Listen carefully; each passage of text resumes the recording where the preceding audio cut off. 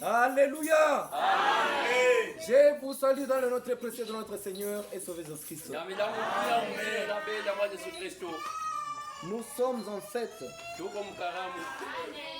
Aujourd'hui est une grande journée. En principe, cette église devrait être pleine à craquer. Mais je suis surpris. Il y en a qui négligent.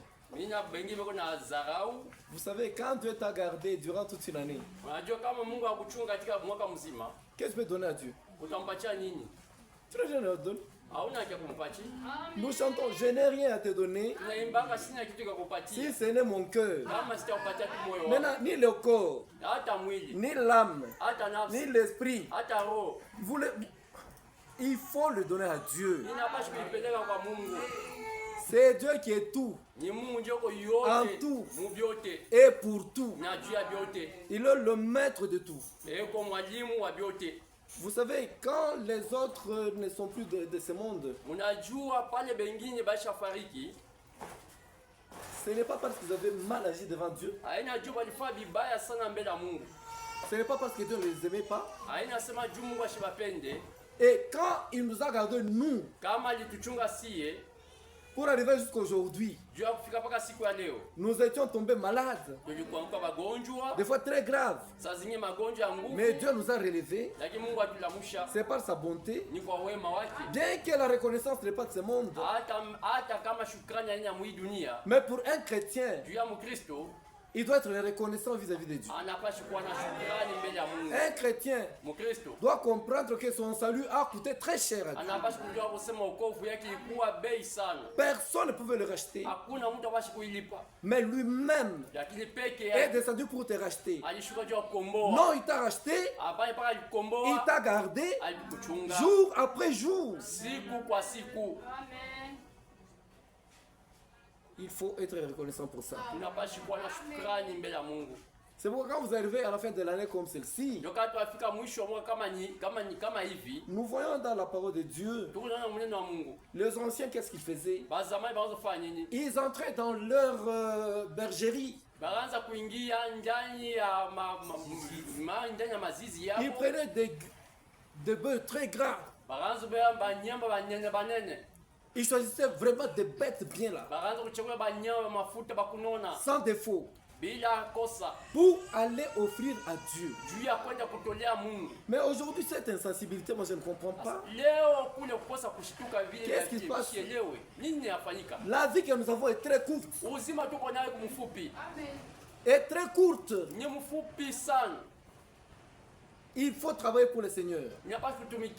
Il faut donner au Seigneur des meilleures choses à Dieu. Lui-même nous a donné la meilleure de toutes les choses qu'il avait. Il n'avait qu'un seul fils. Et il a donné à l'humanité en sacrifice pour toi, pour moi.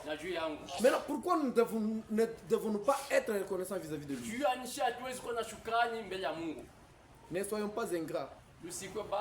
Parce qu'un jour, vous aurez à chercher ces dieux et vous ne les trouverez pas. Ce jour-là, je disais, si tu ne travailles pas pour Dieu, tu ne fais rien pour Dieu. En cas de problème, on peut rappeler Dieu à quoi? Tu vas dire, souviens-toi de moi en quoi? En quoi? Mais si tu te présentes devant Dieu avec ton sacrifice, Dieu, j'avais acheté mes messages de farine pour ton serviteur. Souviens-toi de moi.